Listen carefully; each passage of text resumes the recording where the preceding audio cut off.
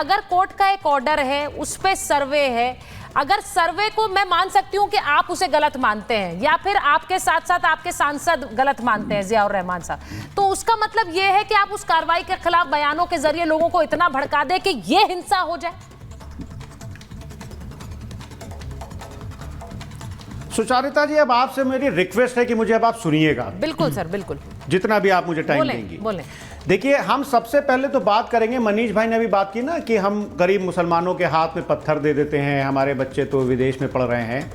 अरे साहब, राम गोपाल मिश्रा जी को आप इतना चढ़ाते हैं कि वो बेचारा बच्चा चढ़ जाता है और वो उसके गोली लगती है और उसकी हत्या हो जाती है। लेकिन जय शाह जी, जो अमित शाह जी के बेटे हैं, वो बीसीसीआई के सेक्रेटरी बनेंगे। राजनाथ सिंह के बेटे जो हैं वो विधायक बनेंगे। लेकिन जो गरीब लोगों के बच्चे हैं वो आपका झंडा लेकर के रैलियों में चलेंगे। पार्टी के नेता ने बयान दिया था साहब, किसने बयान दिया था? सुचारिता जी, मैं ऐसे डिबेट नहीं करता हूं, आप बोलिए, कहिए तो मैं एक्सेप्ट करता हूं। नहीं, ठीक है, बोलिए। मनीष जी बोलने दीजिए। मनीष जी वो अपना पॉइंट रख रहे हैं, उसके बाद राम गोपाल मिश्रा पर आप सवाल पूछ लीजिए। उन्होंने आप ही को घेर लिया राम गोपाल मिश्रा पर।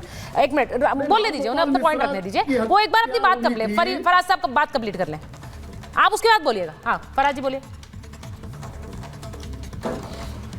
तो बहरहाल भारतीय जनता पार्टी के जो लोग हैं, अगर आप देखिएगा तो सबसे ज्यादा परिवारवाद भारतीय जनता पार्टी में है और इनके बच्चे अब्रॉड पढ़ रहे हैं, एमपी एमएलए हैं, बीसीसीआई में सेक्रेटरी हैं और एक गरीब बच्चे के हाथ में ये झंडा दे करके उसको रैलियों में भेज देते हैं ताकि वो पत्थर खाए, उसकी गोली लगे, उसकी हत्या हो जाए। दूसरी बात, सुचारिता जी, जरूरी बात मैं बोल रहा हूं जी, ये एक माननीय मुख्यमंत्री जी का एक 15 सेकंड का वीडियो है, सुनिएगा जरूर इसको। दंगा हो जाएगा, हमने कहा एक बार आर पार हो ही जाए, देखा जाएगा।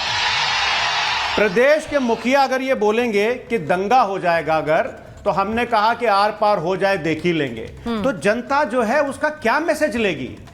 माननीय मुख्यमंत्री जी इस प्रदेश के मुखिया हैं, हमारे भी मुख्यमंत्री हैं, आपके भी मुख्यमंत्री हैं, मनीष शुक्ला जी के भी मुख्यमंत्री हैं। अगर प्रदेश का मुख्यमंत्री ये बोलेगा तो जनता के ऊपर सही मैसेज, सुचारिता जी, नहीं जाएगा। आप हमारे ऊपर दंगा भड़काने का इल्जाम लगा रही है, आप वीडियो यूट्यूब पे डालिए, सुन लीजिएगा।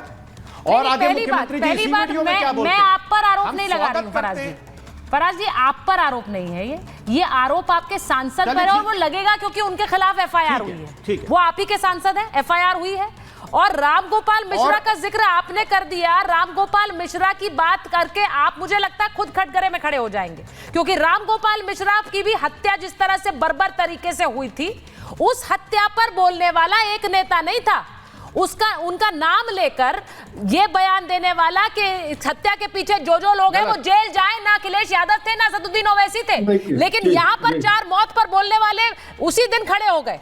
तो राम गोपाल मिश्रा का नाम मत लीजिए, क्योंकि उसमें आप ही फंसेंगे सर। गलत बोल रही हैं आप। अच्छा ठीक है, मुझे सही बता दीजिए, किसने बोला? नहीं फंसेंगे सुचारिता जी। किसने बोला था बताइए? सुचारिता जी बिल्कुल नहीं फंसेंगे। राम गोपाल मिश्रा के हत्यारों को जेल पहुंचाने की बात किस नेता ने की? आपके नेता ने। उनको सख्त से सख्त उनको सजा मिलनी चाहिए। कब बोला था सर?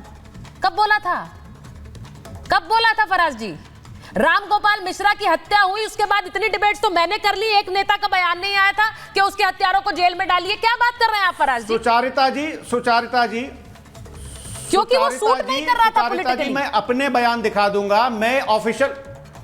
अरे सुचारिता जी सुनिए, मैं ऑफिशियल प्रवक्ता हूं समाजवादी पार्टी का, मेरा बयान था, मेरा भी बयान था। मैंने बोला था कि अगर जिसने भी उसकी हत्या की है उसको सजा मिलनी चाहिए। क्या बात कर रही हैं आप? और मुझे आप पूरा ही नहीं करने दे रही हैं सुचारिता जी। बड़ी शिकायत है आपसे आज मुझे। मैंने जब बोला आपने इंटरप्ट कर दिया, मेरा तो फ्लो टूट जाता है पूरा। तो सर फिर थोड़ा सा फ्लो तो बनाइए, डिबेट्स में तो ऐसा होता रहता है। चलिए आगे बोलिए। तो अब मैं जो बात कह रहा हूं, माननीय मुख्यमंत्री जी का मैंने आपको वीडियो सुनाया।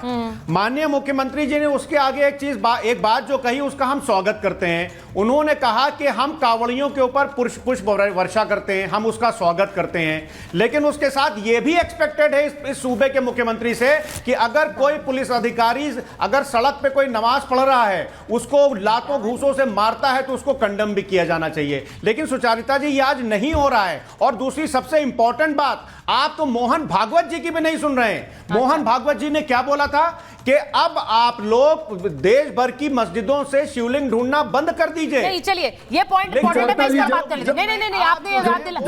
सुनिए मनीष शुक्ला जी उन्होंने जो बात याद दिलाई है वो इंपॉर्टेंट है। वो कह रहे हैं कि मोहन भागवत की बात ध्यान रखिए कि हर मस्जिद में मंदिर मत ढूंढिए।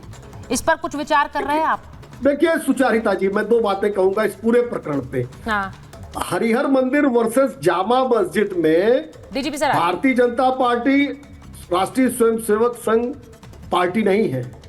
कोई भी व्यक्ति इस देश में, जैसे फराज जी को अगर ये कानून और संविधान इजाजत देता है अपनी बात कहने को, तो इस देश के किसी भी व्यक्ति को ये कानून और संविधान देता है। कोई कोर्ट गया है, कोर्ट ने ऑर्डर किया है सर्वे का, तो पुलिस और प्रशासन का काम है शांतिपूर्वक न्यायालय के आदेश का अनुपालन।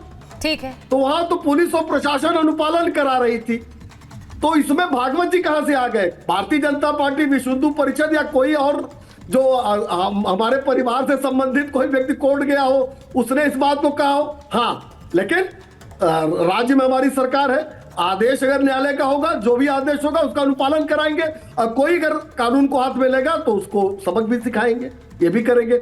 और बांटोगे तो कटोगे से इतनी नफरत क्यों है? डिवाइड एंड रूल चाहते हैं आप? ठीक है, डिवाइड एंड रूल अंग्रेजों वाला। ठीक है डीजीपी सर, 10 सेकंड्स आपको दे रही हूँ, मेरे पास बिल्कुल समय नहीं, आप कुछ कहना चाह रहे थे, बस 10 सेकंड सर। फराज साहब, आपकी इत्तला के लिए अर्ज है, प्रयागराज में सपूर अस्पताल में एक बुढ़िया नमाज पढ़ रही थी, तो लोगों ने आपत्ति की। पुलिस ने यही कहा बिल्कुल जायज है ये नमाज, ये अपने जो बीमार है उनकी तीमारदारी में नमाज अदा कर रही है, ऐसी कोई मिसाल नहीं है। और पुलिस, हम पुलिस वाले तो क्या हिंदू क्या मुसलमान, एक ही चश्मे से सबको देखते, खुदा शाहिद। और पुलिस फोर्स या सेना ये तो ऐसी होती है जिनमें हम धर्म कभी देखा नहीं जाता, अब उसमें भी अगर धर्म आने लग जाए तो ये बहुत दुखद होगा। इसीलिए उस चश्मे से ना हमको देखना चाहिए ना वो देखें। बहुत बहुत धन्यवाद आप सबका महाभारत में जुड़ने।